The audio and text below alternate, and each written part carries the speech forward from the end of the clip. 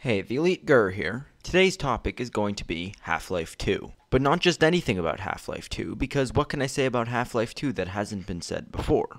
Because Half-Life 2 was met with near universal acclaim, and if you haven't played it already, you should go play it right now. What we're going to be talking about now is why?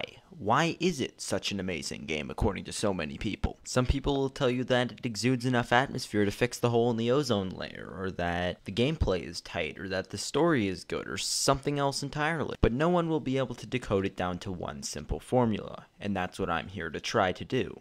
I think it's this. The game will add a new gimmick, say driving the boat, and then it'll modify it a little bit, and then just as you're starting to get bored, it takes it away. You want me to demonstrate more? So you get off the train and you walk around in City 17, and just as you're starting to get bored of the dystopian scenery, you start getting chased by Metro cops. Or you start making your way through the canals, and it introduces new weapons to keep it fresh, and then just as you're starting to get bored of shooting Metro cops, it gives you the fan boat. And then you start the amazing Dukes of Hazzard driving section. And then if you start to get bored of that because you have no soul, it has you open a couple of gates along the route. And then after a while longer, it puts a turret on your boat so you can bring the fight back to the Combine choppers. And then after a little more exposition, it introduces the gravity gun and then throws you into Ravenholm to just fight zombies with physics objects.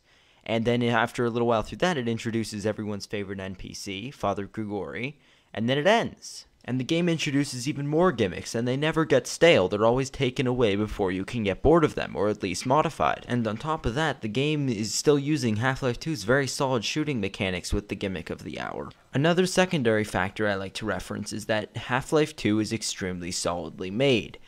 I generally know the game is a classic if it's very, very buggy, especially if it's an RPG. I can reference lots of games that demonstrate this, but you still enjoy them despite how flawed they are. Maybe it's just because I've played the game after it's been updated hundreds of times since its release, but Half-Life 2 seems to work very well. I don't notice very many bugs with it. Also, the graphic quality is amazing and ages very well to this day in 2013.